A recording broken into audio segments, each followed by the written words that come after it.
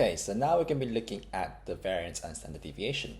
So the variance and standard deviation essentially tells us how spread out the data is relative to the mean value. Okay, so how far they're away from the mean value.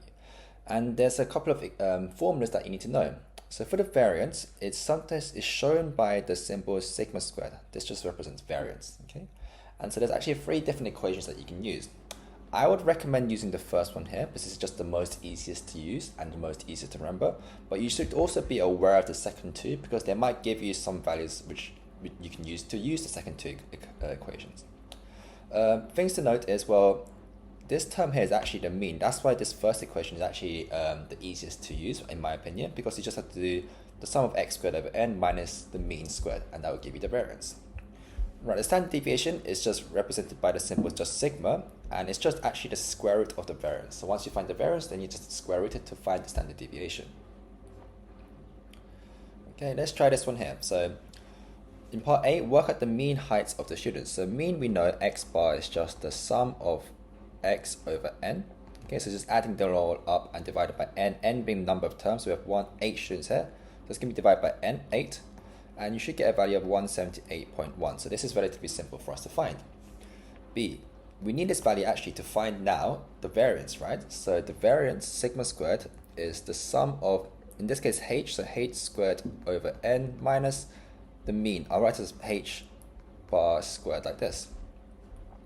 Right, so the sum of h squared, they've given us as 254,307 over 8 minus the mean squared, mean being the value we found earlier, 178.1 squared, like this.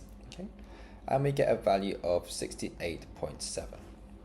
And finally, C, work out the standard deviation. So standard deviation is the square root of the variance, right? So it's just basically the square root of what we find in part B, 68.7, and we get a value of 8.29. Okay. So as long as you know the formula very well and you know how to find the mean and all this stuff, then it's relatively easy to find the variance and the standard deviation. Right, so finding the standard deviation and variance is relatively easy, but it can be quite time consuming depending upon how much data we actually have. So we can actually use a calculator to find this out for us in a much more efficient way. So we have this student group and we've got a number of days absent, and we also have the frequencies, and they're asking us to use the calculator to find each one.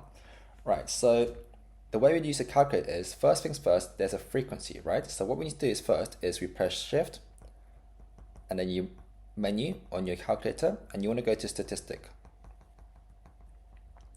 And we want to, in this case, because there's frequency, we want to turn the frequency on. So we write we press the value frequency on.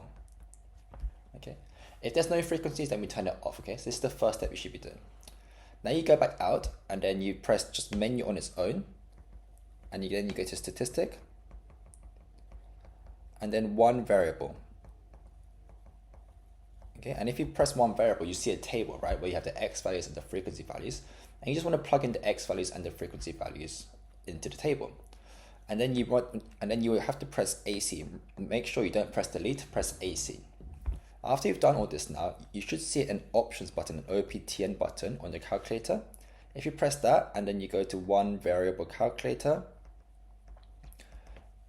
you'll see a list of all these different values. Okay, so this calculator has given us all these different values. You see like the sum of x, you'll see like sigma, you'll see by x bar. So this gives us the mean and all these different values. And so if you want to calculate standard deviation, you'll see it should be 1.23, the sigma value on its own, right? Or you see it as sigma x, it just represents the standard deviation. You can also see like this variance sigma x squared, v, you get as 1.51, and you can also find the mean as well, so 1.5. So this, using the calculator, is a very good way of checking your answers, right? If you are asked to find the mean and the variance. But if they don't say use a calculator, you have to make sure you plug it into the formulas, which we've learned previously, just to show your working out marks, because you do get marks for working out, right? So it's just a way of just checking your answers, but you shouldn't be relying on it all the time. Only if they ask us to use a calculator, like in this example here.